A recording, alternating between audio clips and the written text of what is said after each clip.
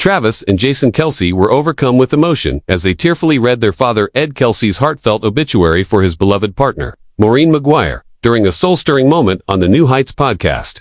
On Monday, August 4th, fans witnessed the NFL brothers like never before, raw, vulnerable, and visibly shaken as they opened up publicly for the first time about the deep loss that shattered their father's world. Inside the familiar podcast studio, the energy was completely transformed. It wasn't two football icons talking stats. It was two grieving sons honoring the woman who helped shape their family's emotional core. Gone were the usual bursts of laughter and lighthearted sibling banter. Instead, Travis, wearing a low black cap, avoided the camera's gaze, his voice trembling. Jason, wrapped in a worn gray hoodie, blinked back tears as his eyes glistened red. A heavy silence lingered until Travis bravely broke it.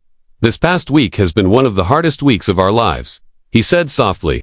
Jason nodded beside him, unable to speak but visibly carrying the weight of every unspoken word. On screen, a black and white photo appeared at Kelce, smiling alongside Maureen Maguire, the woman who'd stood beside him for over 20 years. Both wore event badges, their faces glowing with pride as they cheered for their sons, a snapshot of devotion, frozen in time. Then came Ed Kelce's moving tribute. Jason gently unfolded a carefully creased paper and began to read his father's handwritten obituary for Mean, his voice calm but weighted. "Mean was my light in the darkest days. She loved me unconditionally and loved my sons like they were hers. She watched every single game Travis and Jason played. Without Mirren, I wouldn't be me."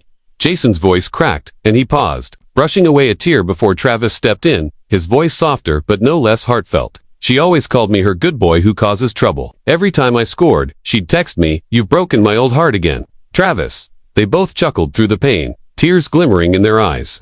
But it was Jason who delivered the line that shattered hearts. "Goodbye to the woman who made a house, a home. See you on the other side of the galaxy." That was Min Kwai, constant, and the emotional anchor of the Kelce family. For over 2 decades, she wasn't just Ed's companion, she was family to Travis and Jason. A presence so steady that her absence now echoes louder than words. The Mirren never gave birth to them. She was the heartbeat of every family gathering, present at every NFL showdown, birthday celebration, and quiet Sunday dinner. She was the calm in the storm, the invisible thread holding Jason and Travis Kelce together. "There were times Travis and I were fighting," Jason recalled softly. "She'd call, say just one thing, and suddenly, it was like nothing had ever happened."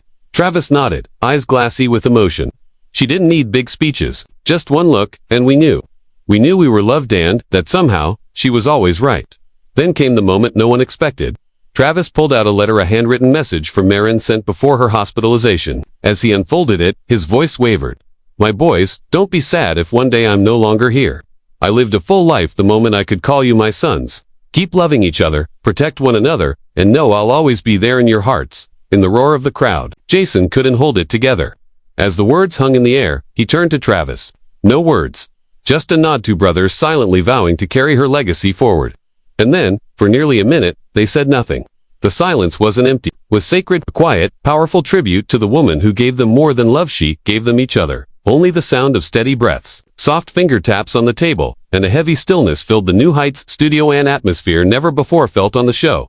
Then Jason quietly broke the silence. "She wouldn't want us to stay sad too long. But today, I think it's okay to be sad, right?"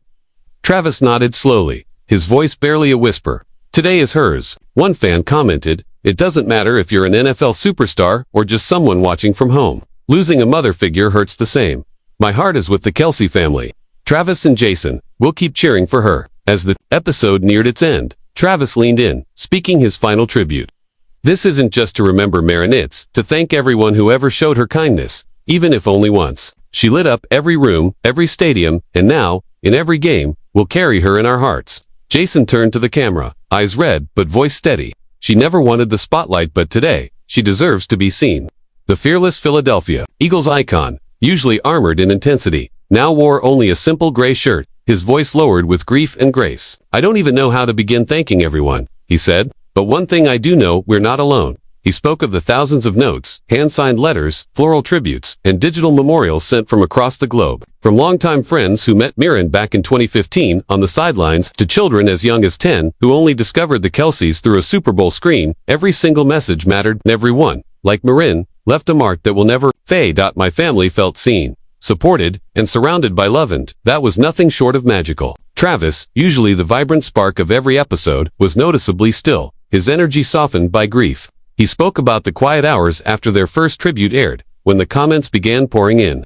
"I thought only a few close friends might tune in," he said, voice cracking. "But I never imagined millions would listen all the way through and leave words that made me cry." With trembling hands, he pulled out a worn piece of paper from his piccata-printed comment he couldn't forget. "Mean may not have been a celebrity," it read, "but she lived as a quiet heroine in the Kelce legacy. And now, through this podcast, she belongs to all of us." As Travis reached over to gently touch the silver seal on the funeral card that read in loving memory, Mean McGuire, the weight of the moment hung in the air. Throughout the episode, both brothers expressed awe at the overwhelming wave of love that surged beyond the NFL world across countries, across cultures. They read letters from teachers, military veterans, nurses, retirees, and even fans overseas. Jason added, "A Vietnamese doctor in California wrote and said Miran reminded him of his own mother, a woman who loved quietly, gave endlessly, and held her family together from behind the scenes." Stories like that made me realize how deeply Mean touched lives we never even knew were watching. Travis nodded, eyes glistening. "A fan from Ireland even sent us a poem in Gaelic," he shared, his voice trembling. It said, "Mothers never really leave us. They just become the wind behind us, the cheers when we step onto the stage of life." That single line left the room in silence. Both brothers then expressed heartfelt gratitude to their teams, Kansas City Chiefs and the Philadelphia Eagles, for honoring Mean's memory and giving them the space to grieve. "They let us skip practices, cancel meetings, no questions asked," Jason said. Then, holding back tears, he recalled one powerful moment. "Coach Reed called me just an hour after the news broke. He didn't say much, just one sentence. Family is everything. Jay, don't worry about anything." Jason's voice cracked as he repeated the words, pressing his hand to his chest, "And I'll never forget that." Travis was deeply moved by heartfelt messages from Patrick Mahomes, Taylor Swift, and countless friends across the sports and entertainment world. "I even got flowers from Justin Timberlake," he said, blinking back emotion. "But what truly hit me was a handwritten letter from a fan in Kansas City. She included a bracelet that said Team Mean.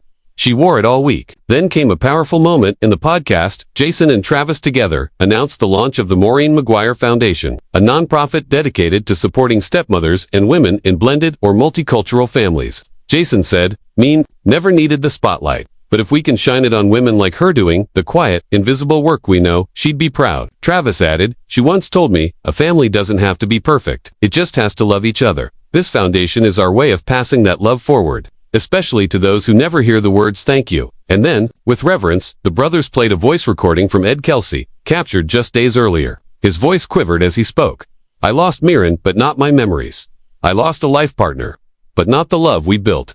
Thank you all for helping me realize that her love still lives inside me and in millions of hearts." As the recording ended, both brothers sat in silence. Travis placed a gentle hand on Jason's shoulder, his eyes red, his heart full. "Mean loved Carole King's You've Got a Friend," he said. "Every time we'd call her, she'd softly sing the first line." And in that sacred moment, as tears welled, the familiar melody began to play quietly in the background. Winter, spring, summer, or fall. All you have to do is call. All you have to do is call.